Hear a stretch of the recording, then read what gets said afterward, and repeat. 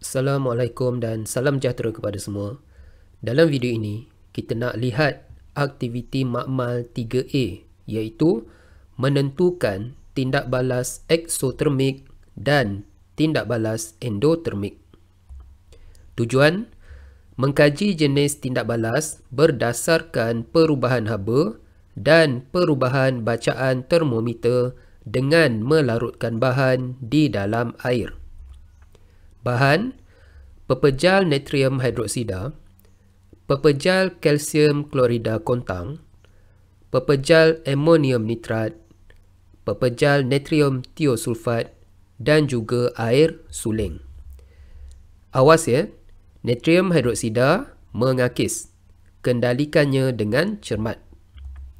Radas, cawan polistrina dengan penutup, spatula, silinder penyukat dan termometer. Prosedur. Langkah pertama, sukatkan 20 cm padu air suling dan tuangkan air itu ke dalam sebuah cawan polistrina. Langkah kedua, masukkan termometer ke dalam cawan polistrina dan biarkan selama 2 minit. Catatkan suhu awal air suling. Langkah ketiga, tambahkan 1 spatula pepejal natrium hidroksida ke dalam cawan polistrina. Langkah keempat, kacau campuran dengan termometer.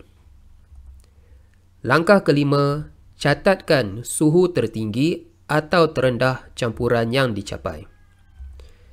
Langkah keenam, ulangi langkah 1 sehingga 5 dengan menggantikan pepejal natrium hidroksida dengan pepejal amonium nitrat, pepejal natrium tiosulfat dan pepejal kalsium klorida kontang. Okey, keputusan ya. Baik, suhu awal adalah suhu air suling ya. Okey, katakan suhu dia adalah 33 darjah Celsius. Okey.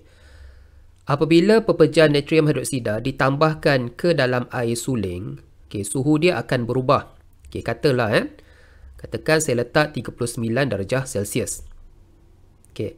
Kemudian untuk pepejal amonium nitrat apabila ditambahkan ke dalam air suling, katakan suhu dia dapat 25 darjah Celsius. Kemudian pepejal natrium tiosulfat ditambahkan ke dalam air suling, bacaan suhunya adalah 31 darjah Celsius. Manakala apabila pepejal kalsium klorida kontang ditambahkan ke dalam air suling, didapati suhunya adalah 41 darjah Celsius. Jadi, di sini bagi campuran di antara natrium hidroksida dan juga air suling, didapati bahawa suhu akhir dia lebih tinggi daripada suhu awal. Ini bermaksud haba dibebaskan. Oleh kerana haba dibebaskan, maka tindak balas ini adalah tindak balas eksotermik. Tindak balas eksotermik adalah tindak balas yang membebaskan haba ke persekitaran.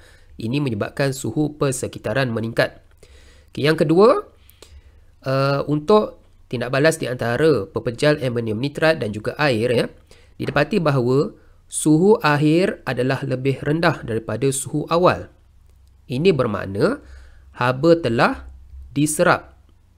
Maka tindak balas dia adalah tindak balas endotermik. Tindak balas endotermik itu adalah tindak balas yang menyerap haba. Okay, untuk tindak balas yang ketiga, di antara pepejal natrium tiosulfat dan juga air, didapati bahawa suhu akhir adalah lebih rendah daripada suhu awal. Ini bermakna haba telah diserap. Bermaksud, tindak balas ini adalah tindak balas endotermik.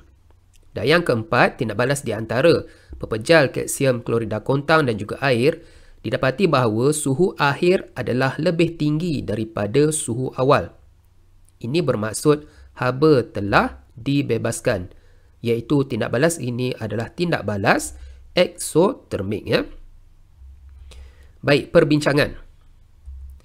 Yang pertama, berdasarkan keputusan, tentukan A. Tindak balas yang manakah menyerap haba?